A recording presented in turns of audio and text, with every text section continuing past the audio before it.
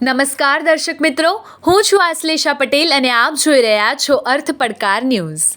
અરવલ્લી જિલ્લાના મોડાસા શહેરને એક શિક્ષણની નગરી તરીકે ઓળખાય છે, જેમાં આવેલ મલા ગાંધી કેમ્પસના ભામાશા હોલમાં આજરોજ જ્ઞાનદીપ કેરિયર એકેડમી પ્રોગ્રામ યોજાયો હતો. ત્યાં ગુજરાત રાજ્ય સરકાર દ્વારા જાહેર કરવામાં આવેલ વિવિધ સ્પર્ધાત્મક પરીક્ષાની તૈયારી માટે પ્રોત્સાહન સહાય યોજના અંતર્ગત સેમિનાર યોજાયો હતો, જેમાં મંચસ્થ અધ્યક્ષ તરીકે કોલેજના પ્રમુખ મહેન્દ્ર મામા તથા પૂર્વ પ્રમુખ નવીનભાઈ મોદી અને કોલેજના મંત્રી જયેશભાઈ દોશી તથા મુખ્ય વક્તા ગાંધીનગરથી પધારેલ મોટિવેશનલ સ્પીકર કલ્પેશભાઈ પટેલ હતા.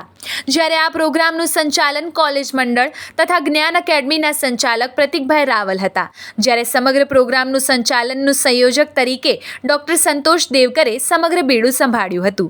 ત્યારે બીજી તરફ અરવલ્લી જિલ્લાના વિકસિત જાતિના વિદ્યાર્થીઓને યુપીએસસી, જીપીએસસી, ગૌણ સેવા પસંદગી મંડળ, રેલવે ભરતી બોર્ડ, સ્ટાફ સિલેક્શન કમિશન, જિલ્લા પંચાયત પસંદગી મંડળ દ્વારા લેવાતી વર્ગ 1, 2 અને 3 રાજ્ય સરકાર તેમજ કેન્દ્ર સરકારની તમામ ભરતી પરીક્ષાઓની પૂર્વ તૈયારી માટે વધુમાં વધુ 20,000 રૂપિયા સુધીની સહાય આપવામાં આવશે તેવું જાહેર કરવામાં આવ્યું હતું.